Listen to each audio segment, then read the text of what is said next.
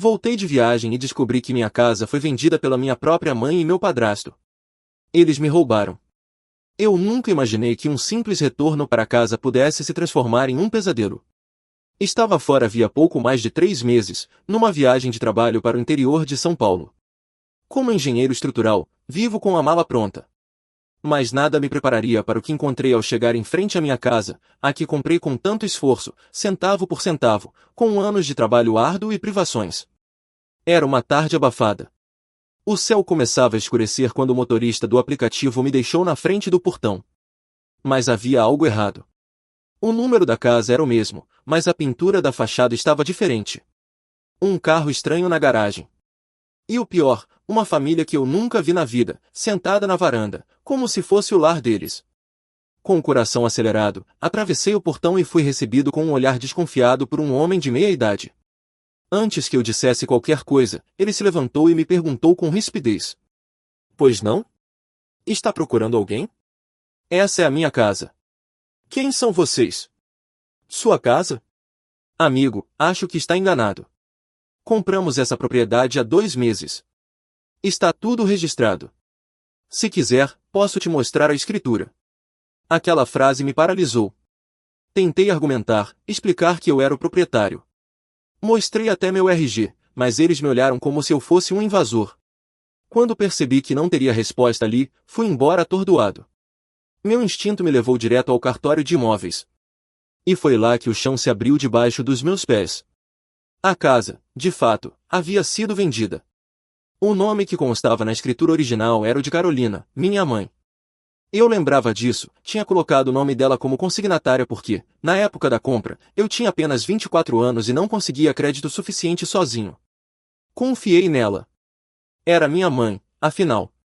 O atendente me mostrou os documentos da venda. Lá estava a assinatura dela. E a de alguém que supostamente era eu, uma falsificação grotesca, mas que passou por verdadeira. A escritura atual indicava uma venda legal para uma terceira família, que comprou a casa de boa fé. Atordoado, fui direto à casa de minha mãe. Eu tremia de raiva e incredulidade. Ela me atendeu com um sorriso nervoso, como se soubesse que aquele momento chegaria. Silvio, meu padrasto, estava atrás dela, calado. O que você fez com a minha casa, mãe? Paulo, por favor, calma, a gente pode conversar. Conversar? Você vendeu a casa que eu comprei. Com o meu dinheiro. Eu estava em dificuldades, e o Silvio disse que seria temporário, que poderíamos resolver depois. E resolveram como? Me tirando da escritura, falsificando minha assinatura e vendendo tudo como se fosse lixo? Silvio então resolveu abrir a boca. Escuta, garoto, você não entende como as coisas funcionam. Era um bom negócio. A casa estava no nome da sua mãe. Você nem deveria ter deixado assim. A raiva explodiu dentro de mim. A audácia, a falta de arrependimento, a traição, tudo se misturava em uma tempestade de sentimentos. Minha própria mãe havia permitido aquilo. Ela ficou em silêncio enquanto Silvio me humilhava. E o pior, nem parecia arrependida. Falava em dificuldade financeira, mas eu sabia, pelas redes sociais, que os dois estavam há semanas viajando pela Europa. Restaurantes caros, hotéis luxuosos, fotos em Paris, Roma, Barcelona. Tudo financiado com o dinheiro da venda da minha casa. Naquela noite, saí da casa da minha mãe com as mãos vazias e o coração em pedaços. Não tinha onde dormir. Um amigo me acolheu por alguns dias, mas eu mal conseguia pregar os olhos. Só pensava na traição. Como minha mãe foi capaz de permitir aquilo? E o Silvio, aquele homem sempre teve algo sombrio, manipulador. Nunca gostei dele, e agora entendi o porquê. Durante dias, tentei achar alguma solução legal por conta própria, mas todos os caminhos pareciam fechados. A casa já tinha sido transferida. Os novos donos tinham todos os documentos. E como a escritura estava no nome da minha mãe, eu teoricamente não tinha direito a nada. Tecnicamente, nada. Mas uma coisa eu sabia, eu não ia deixar isso barato. Não mesmo. Foram semanas difíceis. Eu alternava entre a raiva e a frustração, como se estivesse preso num pesadelo do qual não conseguia acordar. Meu amigo Caio, que me acolheu quando fiquei sem teto, dizia que eu precisava pensar com calma, mas como manter a calma quando tudo que construí com sacrifício havia sido arrancado das minhas mãos pela minha própria mãe e um homem desprezível? Foi Caio quem me sugeriu procurar o Renato. Advogado especializado em direito imobiliário, ele era nosso colega de faculdade, inteligente, metódico, e o mais importante, alguém de confiança. Eu estava relutante. Sentia vergonha de expor a humilhação que vivi. Mas percebi que, se eu quisesse justiça, teria que encarar aquilo de frente. Nos encontramos num café discreto no centro da cidade. Quando terminei de contar tudo, ele ficou em silêncio por alguns segundos, avaliando cada palavra, até dizer: Paulo, isso não é apenas imoral. Tem muita coisa errada aí. Fraude, falsidade ideológica, talvez até sonegação fiscal. Vamos por partes. Preciso ver os documentos. Entreguei a ele tudo o que consegui reunir, cópias da escritura antiga e da nova, registros do cartório, e claro, uma comparação da assinatura verdadeira com a falsificada. Ele analisou tudo minuciosamente. Essa assinatura aqui é claramente forjada. E se provarmos isso, podemos abrir um processo criminal. Mas vamos precisar de mais. Precisamos saber como seu nome foi removido da escritura. Isso não acontece da noite para o dia. Foi aí que pensei em alguém que poderia ajudar, meu tio Gustavo, irmão do meu pai falecido. Contador experiente, ele já havia feito a contabilidade de pequenas empresas de Silvio anos atrás. Não tínhamos tanto contato, mas eu sabia que ele nunca engoliu o casamento da minha mãe com aquele traste. Liguei para ele no mesmo dia. Bastaram poucas palavras e ele já topou me encontrar. Fui até o pequeno escritório dele, uma salinha apertada, cheia de pastas e cheiro de papel antigo. Ele me recebeu com um abraço firme, daqueles que dizem estou contigo. Expliquei a situação e pedi que ele me ajudasse a rastrear os passos financeiros do Silvio. Gustavo foi direto. Sempre achei que esse sujeito estava metido em coisa errada. Quando parei de trabalhar com ele, foi porque notei movimentações estranhas. Se ele fez isso com sua casa, com certeza deixou rastros. Nas semanas seguintes, Gustavo acessou antigos registros contábeis e cruzou informações. Descobriu que Silvio havia refinanciado a hipoteca da casa poucos meses antes da venda, usando documentos falsificados. E mais, o dinheiro obtido com esse refinanciamento não foi declarado à Receita Federal. Renato, por sua vez, conseguiu levantar ainda mais informações. Usando os registros do cartório e do banco, traçou a linha do tempo da fraude. Descobrimos que, para remover meu nome da escritura, Silvio apresentou uma procuração falsa em meu nome, assinada por alguém que claramente tentou imitar minha assinatura. O cartório aceitou sem verificar a autenticidade. A cada nova informação, eu sentia uma mistura de alívio e indignação. Alívio por finalmente entender o que havia acontecido. Indignação por ver o quanto aquele homem era capaz de se aproveitar da boa-fé dos outros, inclusive da minha. Mas algo ainda mais grave surgiu. Gustavo encontrou evidências de que Silvio havia ocultado bens, usado contas de laranjas e realizado transferências para o exterior sem declarar nada. Não era só um ladrão de imóveis. Era um criminoso completo. Com esse arsenal de provas, Renato propôs uma estratégia. Vamos começar pelo crime mais forte, falsidade ideológica. Isso nos dá base para pedir uma reabertura da escritura e iniciar um processo penal. Depois, com as provas de evasão fiscal, acionamos a Receita Federal. Se ele tiver bens ainda não declarados, vamos congelá-los. Ouvir aquilo me deu um sopro de esperança. Pela primeira vez desde que tudo começou, senti que havia uma chance real de fazer justiça. Claro, isso não traria minha casa de volta. Os novos donos a compraram de boa fé, e não era justo com eles. Mas o que Silvio fez não ficaria impune. No meio desse furacão, recebi uma mensagem de Carolina. Ela dizia apenas: podemos conversar. Eu li, reli e apaguei. Não havia mais espaço para diálogo. Se ela tivesse dado um pio quando Silvio falsificou meus documentos, talvez. Mas agora? Agora era tarde demais. No silêncio da noite, deitado no colchão emprestado do quarto de hóspedes do Caio, comecei a planejar a próxima etapa. A justiça estava se aproximando, e eu faria questão de estar de pé quando a queda começasse. O tempo passou devagar enquanto Renato e Gustavo montavam o quebra-cabeça da desgraça de Silvio. Cada nova peça encaixada mostrava o quão profundo era o buraco que ele havia cavado. Não era só a minha casa.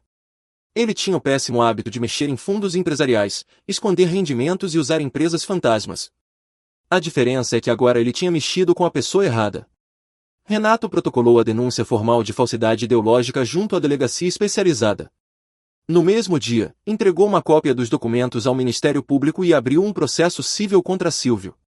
Com a documentação levantada por Gustavo, conseguimos também encaminhar uma denúncia anônima à Receita Federal, revelando os esquemas de evasão fiscal, contas não declaradas e movimentações bancárias incompatíveis com a renda dele.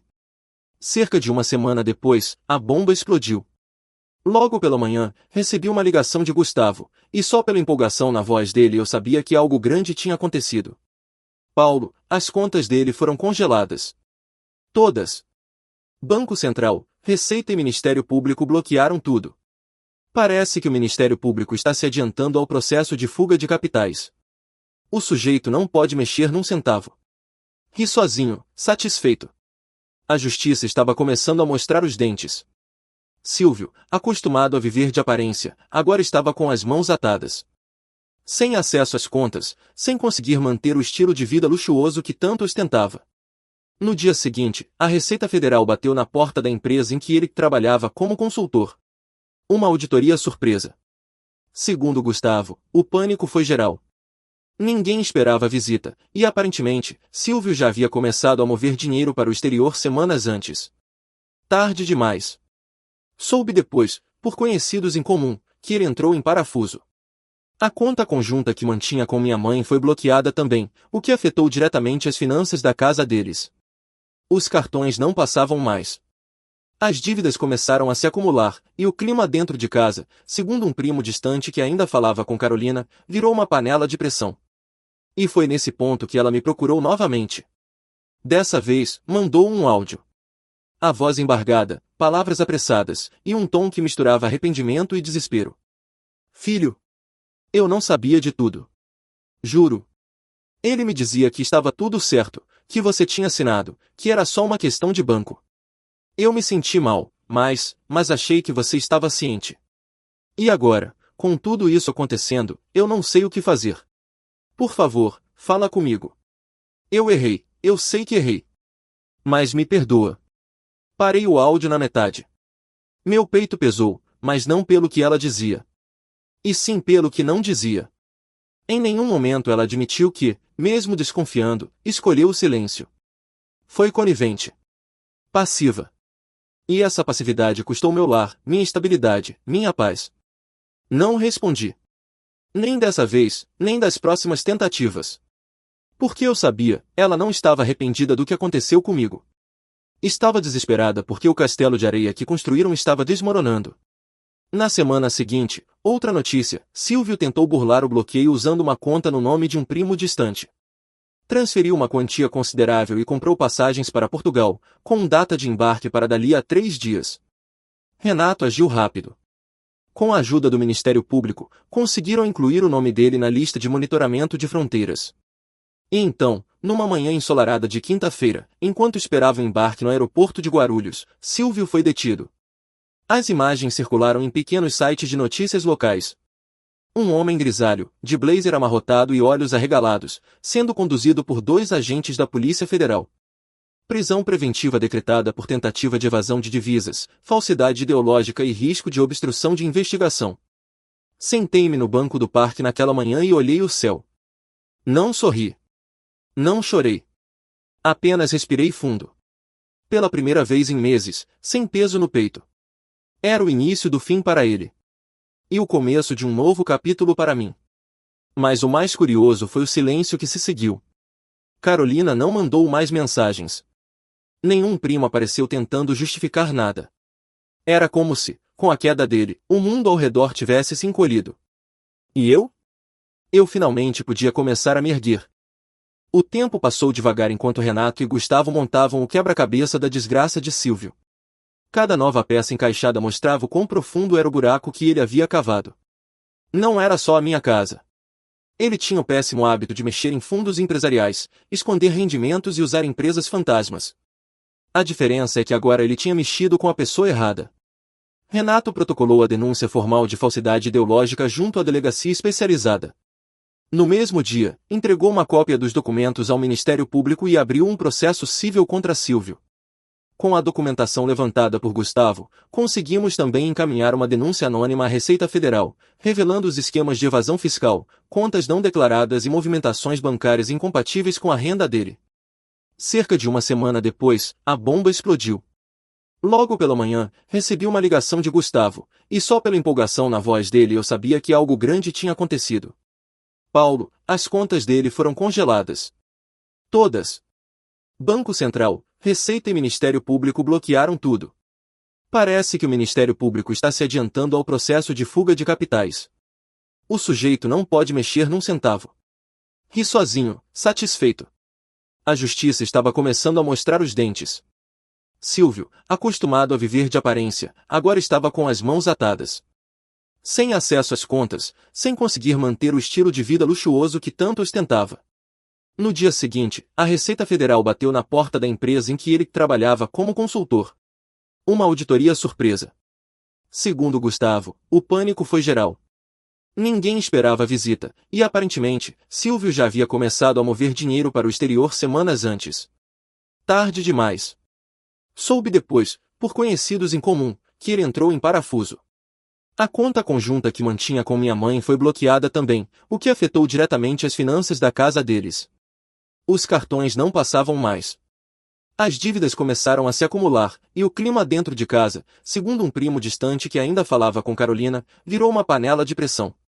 E foi nesse ponto que ela me procurou novamente. Dessa vez, mandou um áudio. A voz embargada, palavras apressadas, e um tom que misturava arrependimento e desespero. Filho, eu não sabia de tudo. Juro. Ele me dizia que estava tudo certo, que você tinha assinado, que era só uma questão de banco. Eu me senti mal, mas achei que você estava ciente. E agora, com tudo isso acontecendo, eu não sei o que fazer. Por favor, fala comigo. Eu errei, eu sei que errei. Mas me perdoa. Parei o áudio na metade. Meu peito pesou, mas não pelo que ela dizia. E sim pelo que não dizia. Em nenhum momento ela admitiu que, mesmo desconfiando, escolheu o silêncio. Foi conivente. Passiva. E essa passividade custou meu lar, minha estabilidade, minha paz. Não respondi. Nem dessa vez, nem das próximas tentativas. Porque eu sabia, ela não estava arrependida do que aconteceu comigo. Estava desesperada porque o castelo de areia que construíram estava desmoronando. Na semana seguinte, outra notícia, Silvio tentou burlar o bloqueio usando uma conta no nome de um primo distante. Transferiu uma quantia considerável e comprou passagens para Portugal, com data de embarque para dali a 3 dias. Renato agiu rápido. Com a ajuda do Ministério Público, conseguiram incluir o nome dele na lista de monitoramento de fronteiras. E então, numa manhã ensolarada de quinta-feira, enquanto esperava o embarque no aeroporto de Guarulhos, Silvio foi detido. As imagens circularam em pequenos sites de notícias locais. Um homem grisalho, de blazer amarrotado e olhos arregalados, sendo conduzido por 2 agentes da Polícia Federal. Prisão preventiva decretada por tentativa de evasão de divisas, falsidade ideológica e risco de obstrução de investigação. Sentei-me no banco do parque naquela manhã e olhei o céu. Não sorri. Não chorei. Apenas respirei fundo. Pela primeira vez em meses, sem peso no peito. Era o início do fim para ele. E o começo de um novo capítulo para mim.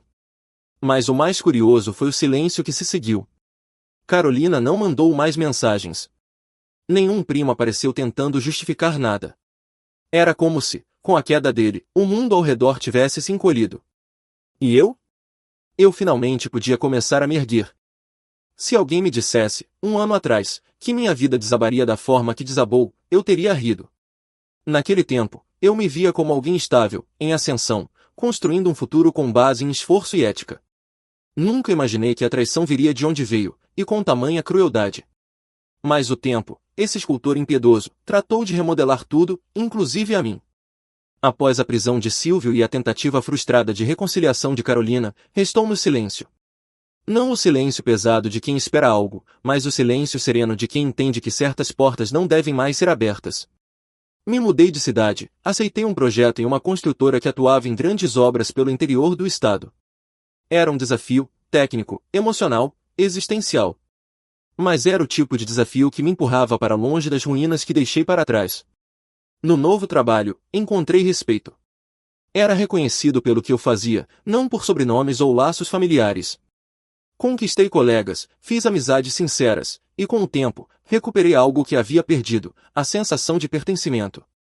Toda semana, eu recebia novas demandas, viagens para acompanhar obras, reuniões com engenheiros locais.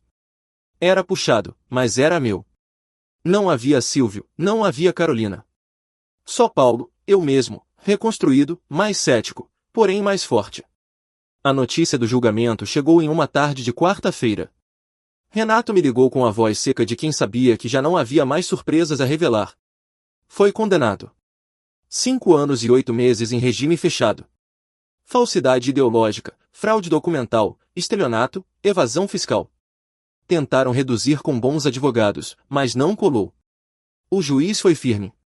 Fechei os olhos por um segundo. Não comemorei, não gritei, não chorei. Apenas deixei o peso cair dos ombros. E a parte civil? Perguntei. Já conseguimos bloquear parte do valor da conta internacional. Vai demorar para repatriar, mas a justiça aprovou o processo. Você vai recuperar uma boa fração do que perdeu. Agradeci. Não pelo dinheiro em si, mas pelo que ele representava, uma reparação. Ainda que parcial, ainda que tardia, era o reconhecimento de que o que fizeram comigo não passaria impune. Gustavo, meu tio, seguiu ao meu lado em todo esse processo. Sempre discreto, mas leal. Sabia dos detalhes fiscais, das artimanhas contábeis que Silvio usava, e ajudou imensamente na investigação. Nunca me pediu nada.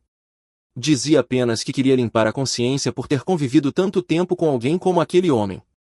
Certa noite, após uma conversa longa com ele, sentei no sofá do meu novo apartamento.